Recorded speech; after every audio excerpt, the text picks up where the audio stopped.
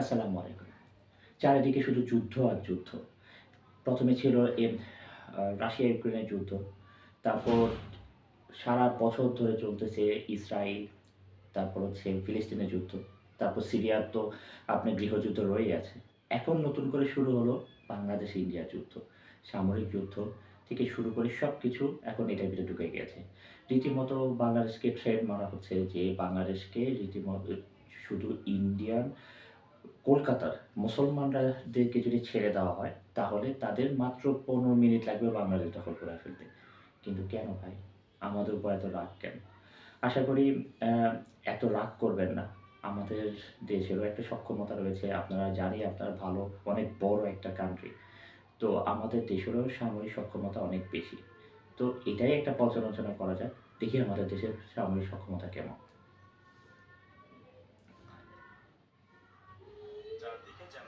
চারদিকে যেন শুধু যুদ্ধ আর যুদ্ধ।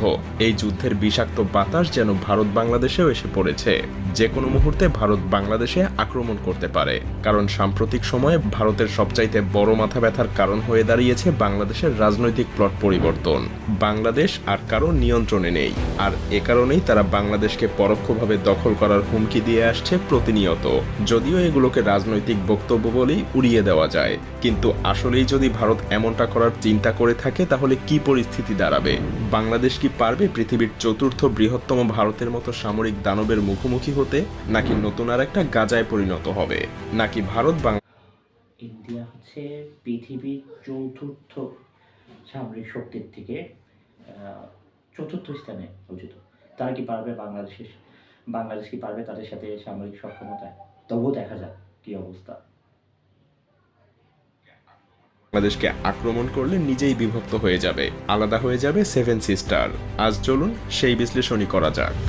ভারতীয় সেনাবাহিনীর সংখ্যা প্রায় ১৩ লাখ, যা চীনের পর পৃথিবীর দ্বিতীয় সর্বোচ্চ সৈন্যের অধিকারী দেশ। তবে ভারতের সেনাবাহিনীর একটা বড় অংশ তাদের অভ্যন্তরীণ নিরাপত্তায় নিয়োজিত আছে। কাশ্মীর, মধ্যপ্রদেশ এবং পূর্বাঞ্চলের ৭টা রাজ্যের, যাদেরকে আমরা সেভেন সিস্টার হিসেবে জানি, সেখানকার বিদ্রোহীদের দমন করতে ভারতীয় সেনাবাহিনীর একটা বিশাল অংশ সেখানে নিয়োজিত আছে, আর তাদেরকে সেখানে থাকতেই হবে।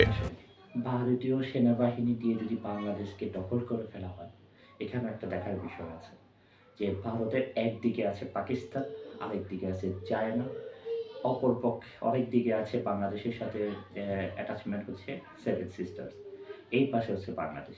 এখন যদি বাংলাদেশকে ডাইরেক্ট অ্যাটাক করতে আসে, তাহলে ওদিক দিয়ে পাকিস্তান তো বসে থাকবে না। চায়না তো বসে থাকবে না।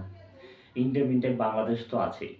তখন দেখা যাবে যে বাংলাদেশকে বিভিন্নভাবে চারপাশের রাষ্ট্র থেকে সাহায্য করা শুরু করে দিবে। তো আমরা এটা কখনোই চাই না। তো আমরাও চাই ২ পক্ষ যাতে স্থির থাকে, ধৈর্য সহকারে থাকে এবং এইসব আবোল-তাবোল জিনিস থেকে দূরে থাকে। তা না হলে সেভেন সিস্টার সহ আরও বেশ কিছু রাজ্য বিভক্ত হয়ে যাওয়ার প্রবল সম্ভাবনা আছে।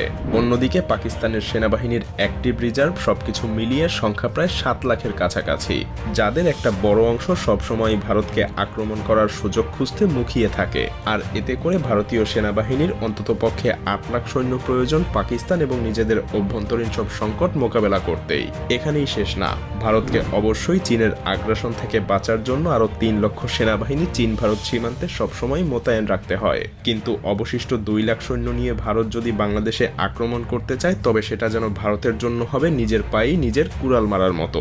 কেন বলছি এই কথা? কারণ সামরিক বিশেষজ্ঞরা মনে করেন কোনো দেশকে দখল করতে গেলে সেই দেশের শক্তির চাইতে ৩ গুণ সৈন্য থাকা প্রয়োজন। মজার ব্যাপার হলো, আপনি যুদ্ধবিমান দিয়ে শত্রুর দেশকে শুধু ধ্বংসই করতে পারবেন, কিন্তু দখলে নিতে গেলে অবশ্যই আপনাকে সেখানে মোতায়েন করতে হবে পদাতিক বাহিনী। আর তাই ভারতের ২ লাখ সৈন্য দিয়ে বাংলাদেশকে দখলে নেওয়া সম্ভব না, কারণ বাংলাদেশের সেনাবাহিনীর সংখ্যাও একেবারে কম না। আর তাই বলাই যায়, এই পরিস্থিতিতে ভারতীয় সেনাবাহিনীর জন্য বাংলাদেশকে আক্রমণ করা অসম্ভব হয়ে দাঁড়াবে। তবে এখানে চীন পাকিস্তান নিজেদের স্বার্থে ভারতকে সীমান্ত থেকে দূরে ব্যস্ত রাখতে বাংলাদেশকে অস্ত্র দিয়ে সহযোগিতা করার সম্ভাবনা অনেক বেশি, যা ভারতের জন্য কাল হয়ে দাঁড়াতে পারে। কিন্তু ভারতের সক্ষমতা কিন্তু এখানেই শেষ না, কারণ তাদের আছে পৃথিবীর অন্যতম আধুনিক এবং বিশাল শক্তির বিমান বাহিনী। তবে মজার ব্যাপার হলো, তাদের সেখানেও রয়েছে বেশ বেশ দুর্বলতা, কারণ তাদের পর্যাপ্ত যুদ্ধবিমান আছে ঠিকই, কিন্তু লজিস্টিক সহযোগিতা করার সক্ষমতা অতটাও নেই। কারণ ভারতীয় বিমান বাহিনীর কাছে মাত্র 10টা হেভিওয়েট পরিবহন বিমান এবং 30টা মিডিয়াম ক্যাটাগরির লজিস্টিক বিমান রয়েছে। অথচ ভারতের মতো একটা বিশাল দেশে সৈন্য এবং রসদ মোতায়েন করতে এই কিছু ট্রান্সপোর্ট বিমান কোনোভাবেই যথেষ্ট হবে না। যেমন 2020 সালে চীনের সংঘর্ষের সময় ভারতের ট্রান্সপোর্ট ফ্লাইটের অভাব স্পষ্ট হয়ে উঠেছিল। বেশ কয়েক সপ্তাহ সময় লেগেছিল ভারতের সৈন্য এবং সরঞ্জাম মোতায়েন করতে। এর ফলে বাংলাদেশের বিরুদ্ধে যুদ্ধ করতে গেলে ভারতের বিমান বাহিনীর লজিস্টিক ফ্লাইট কোনো বড় ভূমিকা পালন করতে পারবে না। তবে ভারতীয় বিমান বাহিনীর কাছে প্রায় সব মিলিয়ে 500টা যুদ্ধ বিমান আছে এবং এতে কোনো সন্দেহ নেই এত সংখ্যক বিমান দিয়ে তারা অল্প কিছু সময়ের মধ্যেই বাংলাদেশকে ধূলিসাৎ করে দিতে পারে। কারণ বাংলাদেশের কাছে এমন কোনো শক্তিশালী যুদ্ধ বিমান নেই যা ভারতীয় ফাইটার জেটগুলোকে মোকাবেলা করতে পারবে। সেই সাথে নেই তেমন কোনো শক্তিশালী আকাশ প্রতিরক্ষা ব্যবস্থা। তবে এখানেও ভারতের জন্য বিপদ রয়েছে, কারণ ভারতের বেশিরভাগ যুদ্ধ বিমান কাউন্টার স্ট্রাইক মিশন পরিচালনা করতে সক্ষম না। হ্যাঁ, ভারতের কাছে আছে 270টা SU-30, এছাড়াও MiG-21 এবং জাগুয়ার ফাইটার জেট, কিন্তু মজার ব্যাপার হলো এগুলো বর্তমানের আধুনিক যুগে কিন্তু বেশ পুরনো মডেল। ভারতীয় বিমান বাহিনীর একমাত্র কার্যকরী অ্যাটাক মিশন বিমান হলো মিরাজ 2000 এবং ডাসাল্ট রাফায়েল যুদ্ধ বিমান, কিন্তু এদের সংখ্যাও প্রয়োজনের তুলনায় খুবই কম। তাছাড়াও ডাসাল্ট রাফায়েলের মতো যুদ্ধ বিমানগুলো কিন্তু বাংলাদেশে ব্যবহার করার মতো সুযোগ নেই, কারণ ভারতের কাছে মাত্র 36টা রাফায়েল ফাইটার জেট আছে এবং এগুলো মূলত চীন এবং পাকিস্তানকে মোকাবেলা করার জন্য প্রতিনিয়তই ভারতকে প্রস্তুত রাখতে হয়। তাই বলাই যায় ভারতীয় বিমান বাহিনীর জন্য বাংলাদেশে ব্যবহার করা যেতে পারে এমন যুদ্ধ বিমানের সংখ্যা খুব বেশি না। ভারতের বিমান বাহিনী একদিকে যুদ্ধ বিমানের সংকটে ভুগছে, অন্যদিকে পাকিস্তানের কাছে রয়েছে বিপুল সংখ্যক জেট এবং F-16 যুদ্ধ বিমান, যার সামনে ভারতীয় রাফায়েল যুদ্ধ বিমানও যথেষ্ট কার্যকরী হওয়ার সম্ভাবনা খুবই কম। এদিকে চীনের বিমান বাহিনীর তুলনায় ভারতের বিমান বাহিনীর সামরিক শক্তি অনেক পিছিয়ে, সুতরাং 40টা মিরাজ 2000 দিয়ে বাংলাদেশে আক্রমণ চালানো ভারতের জন্য অসম্ভব। ভারতের বিমান বাহিনী মাত্র কয়েকটা স্থানেই সাপোর্ট দিতে সক্ষম হবে, যা প্রয়োজনের তুলনায় একেবারেই কম। তাছাড়া গ্রাউন্ড স্ট্রাইক মিশনে ম্যানপেড সিস্টেমের কারণে নিয়মিত যুদ্ধ বিমান ধ্বংস হবে, যার ফলে ভারতীয় বিমান বাহিনীর শক্তি ধীরে ধীরে কমে যাবে। আর এটাও মনে রাখতে হবে ধীরে ধীরে বাংলাদেশও পরিণত হবে যুদ্ধক্ষেত্রে, প্রাণ হারাতে থাকবে হাজার হাজার নিরীহ মানুষ। তবে এর মানে এই নয় যে বাংলাদেশের সামরিক শক্তি একদম পিছিয়ে আছে। এখানে বাংলাদেশও মিলিটারি শক্তির দিক থেকে যথেষ্ট শক্তিশালী একটা দেশ। তাছাড়া বাংলাদেশ দেখলাম ইন্ডিয়ার সামরিক শক্তি, এখন আমরা দেখি আমাদের নিজেদের সামরিক শক্তির কি অবস্থা। সেনাবাহিনী প্রতিনিয়ত নতুন নতুন অস্ত্রশস্ত্র ক্রয়ের দিকে মনোযোগী হচ্ছে। সেই সাথে আপনাকে এটাও মনে রাখতে হবে বাংলাদেশ সেনাবাহিনী বর্তমানে দক্ষিণ এশিয়ার তৃতীয় বৃহত্তম শক্তিশালী বাহিনী এবং এই বাহিনী দেশের যে কোনো বিপদের সময় নিজেদের সবকিছু দিয়ে লড়াই করতে প্রস্তুত। এমনকি এটা বললেও ভুল হবে না যে বাংলাদেশ সেনাবাহিনীর পেশাদারিত্ব এবং দক্ষতা ভারতীয় সেনাবাহিনীর চাইতে অনেক এগিয়ে, কারণ বাংলাদেশ সেনাবাহিনী এখন পর্যন্ত পৃথিবীর 43টা দেশে প্রতিনিয়ত যুদ্ধ করার অভিজ্ঞতা লাভ করছে।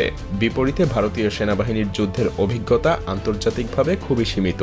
বাংলাদেশ সেনাবাহিনী জাতিসংঘের অধীনে প্রায় অর্ধশতাধিক দেশে সরাসরি যুদ্ধের অভিজ্ঞতা অর্জন করেছে। এতে তাদের দক্ষতা এবং অভিজ্ঞতা ভারতীয় সেনাবাহিনীর চাইতে অনেকটা বেশিই বলা যায়। তাছাড়া পেশাগত দক্ষতার পাশাপাশি বাংলাদেশ সেনাবাহিনী অত্যাধুনিক সমরাস্ত্র ক্রয়ের দিকেও ধাবিত হচ্ছে।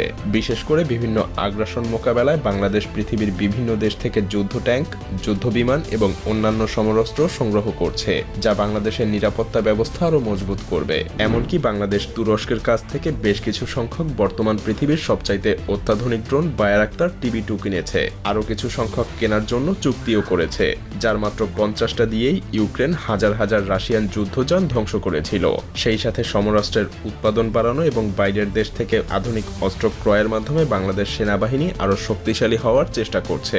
2030 সালের মধ্যে এই সমস্ত নতুন অস্ত্র বাংলাদেশ সেনাবাহিনীর বহরে যুক্ত হবে, যা বাংলাদেশকে এক নতুন উচ্চতায় পৌঁছে দিবে। তাছাড়াও বাংলাদেশের সেনাবাহিনীর কৌশলগত শক্তি বৃদ্ধি করতে সবচাইতে গুরুত্বপূর্ণ পদক্ষেপগুলোর মধ্যে একটা হলো অ্যাম্ফিবিয়াস ট্যাঙ্ক। সম্প্রতি বাংলাদেশ চীন থেকে 54টা অত্যাধুনিক উভচর ট্যাঙ্ক অর্ডার করেছে, যা পানিতে এবং মাটিতে দুই জায়গাতেই বেশ কার্যকরীভাবে চলতে পারে। এই ট্যাঙ্কগুলো এমনভাবে তৈরি যা তীব্র স্রোতেও অনায়াসেই চলতে পারে। এগুলো বিশেষ ধরনের হামলা চালানোর জন্য অত্যন্ত কার্যকরী, যা বাংলাদেশের প্রতিরক্ষা শক্তি আরও মজবুত করবে।